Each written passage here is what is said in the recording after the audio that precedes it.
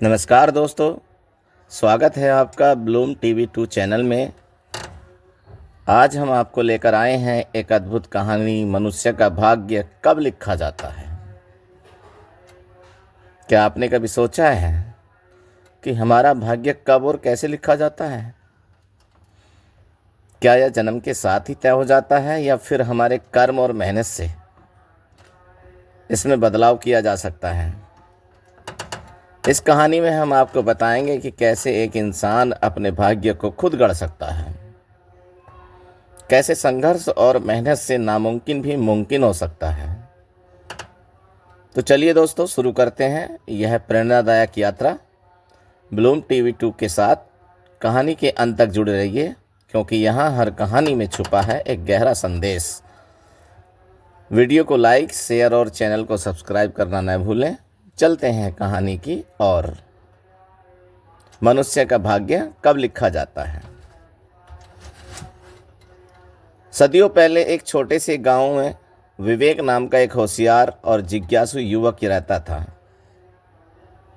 वह अपने परिवार के साथ खुशहाल जिंदगी जी रहा था, लेकिन उसके मन में हमेशा एक सवाल उठता रहता था, क्या मेरा भाग्य पहले से ही तय है या मैं अपने कर्मों से उसे बदल सकता हूं।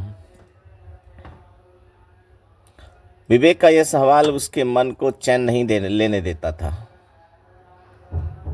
गांव में आए दिन साधु संत आते रहते, लेकिन कोई भी उसे संतुष्ट करने वाला जवाब नहीं दे पाया।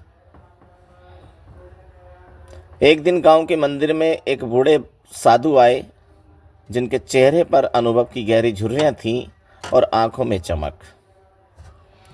लोग कहते थे कि वह कई रहस्यों को जानते हैं। विवेक ने जैसे ही उन्हें देखा, तुरंत उनके पास गया और हाथ जोड़कर बोला, बाबा, एक प्रश्न का उत्तर चाहिए। मनुष्य का भाग्य कब लिखा जाता है?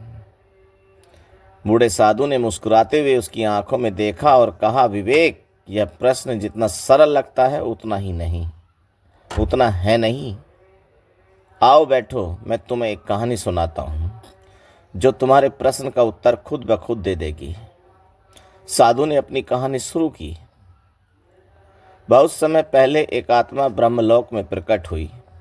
वहाँ उसे 3 देवताओं ने घेर लिया, ब्रह्मा, विष्णु और महेश। ये तीनों उसे देखकर मुस्कुरा रहे थे। ब्रह्मा ने कहा, हे आत्मा, मैं तेरे जीवन की रेखा खींचने जा रहा हूँ। मैं तेरे जीवन के हर उतार चढ़ाव को लिख दूंगा। आत्मा ने पूछा, भगवान, क्या मेरे पास अपने भाग्य को बदलने का कोई अधिकार नहीं होगा? ब्रह्मा बोले, मैं तेरी प्रारब्ध लिख दूंगा, लेकिन तेरे कर्म और पुरुषार्थ के दरवाजे खुले रहेंगे। तेरा भाग्य तेरे कर्मों के अनुसार नए रास्ते भी ले सकता है। वह आत्मा घबरा गई, लेकिन तब विष्णु बोले, हे आत्मा, संसार में जब तू जन्म लेगा, तेरे भीतर विवेक की चिंगारी होगी। वही तुझे सही गलत का फर्क सिखाएगी। तेरे कर्म ही तुझे मोक्ष दिलाएंगे या बंधन में बांधेंगे। महेश मुस्कुराए और बोले, तेरे भाग्य का एक हिस्सा अटल है, जन्म और मृत्यु का समय, लेकिन उसके बीच का रास्ता तेरा है। तुझे लड़ना पड़ेगा, सीखना पड़ेगा और अपने कर्मों से बदलाव लाना पड़ेगा।